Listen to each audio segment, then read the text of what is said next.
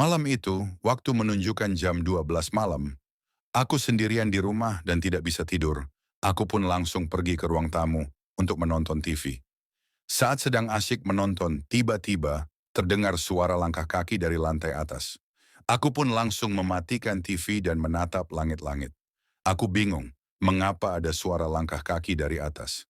Padahal aku sedang sendirian di rumah.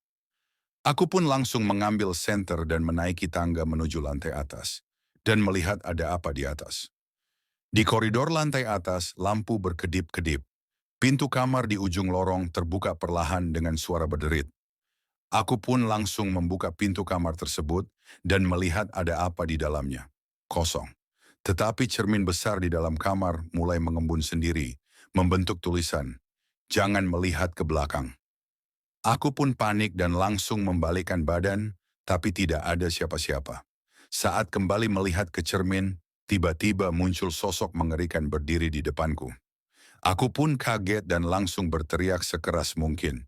Tiba-tiba cerminnya retak dan sosok itu menghilang. Jika kamu mendengar suara aneh di lantai atas, jangan pernah naik.